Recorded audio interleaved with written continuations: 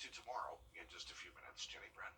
All right, Tim, thank you. Well, after recent crime in Augusta, a local pastor wants his church community to take part in a series of safety classes. News Channel 6's Renetta Dubose sits down with the leader of Macedonia Church. Church is typically a place you come to find peace, but there's a lot of unrest nationally and locally with pockets of criminal activity. So the leader of this house wants to make sure that his congregation and the community are ready. Pastor Gregory Fuller says after a woman was attacked at Augusta Mall, he wanted a way to protect his Macedonia Church of Augusta family. So he came up with 3 classes: gun safety, women's self-defense, and a class focusing on shooting a firearm. He hopes the classes will be beneficial. Some person said that they felt harassed, some person said they felt threatened and that kind of thing. That will not take place under my watch at this church. Every person who comes on these grounds will know that they're safe, that they're protected, and that they're not alone. Now, if any of these classes sound interesting to you and you want to sign up to keep yourself safe, you can call Macedonia Church of Augusta, and it is first come, first serve. In Augusta, Renetta Dubose, Wjbf News Channel 6. $30 million is heading to Aiken County to advance technology in the area. The Aiken County School District is looking to replace its current Career and Technology Center. The new facility is planned to be built on Aiken Tech's campus. The $30 million for the construction will come from the federal government's plutonium settlement with the state. We would have wanted to have a little bit more money than where we ended up, but considering the wins that we were against in the General Assembly and the other challenges that we faced, I think we've done extremely well.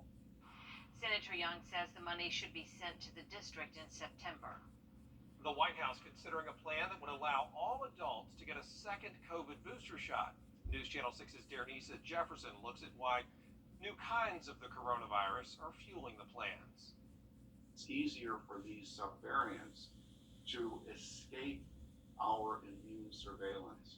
Doctors say new Omicron subvariants BA4 and BA5 are highly infectious and transmissible. Prior immunity offers less protection, meaning if you've had COVID before, you could still catch it again. Our immune system doesn't respond as well to prevent infection, and so we are getting infected. We're seeing folks getting reinfected. The CDC says 80% of new COVID cases can be linked to the subvariants, with 100,000 cases across the U.S. daily. But that's just the ones that are reported to the health departments. When you look at all these home test kits, we're probably seeing now 600,000 cases across the U.S. each day.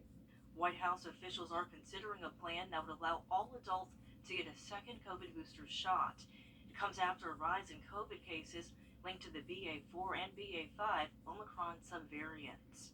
I think that there are many individuals who would benefit from a second booster. Infectious disease expert Dr. Roger MacArthur says while there are more cases, locally we're still seeing fewer hospitalizations. He also says a new vaccine that could come out this fall would help fight against new subvariants like BA4 and 5. Newer vaccines have some component that will look a whole lot more like the subvariants. They'll have protection against the subvariants.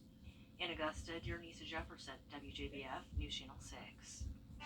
Coming up, a new plan taking off at Augusta Regional. How airport leaders are planning to bring an air show to town for the first time at Bush Field in years. But first, a look at what's ahead tonight on News Nation. Tonight on Congratulations to the Best of Class 2022. The most experienced, most trusted, most accurate, most watched weather tool. Wjbf 6 is weather coverage you can count on. Before we go, there is breaking news out of Burke County tonight. The Burke County Sheriff's Office says investigators have arrested and charged 38-year-old Stacy Welch in connection with the disappearance and murder of Simon Powell. Deputies say this case is still active and more arrests are expected. Tim, yeah, we're tracking a line of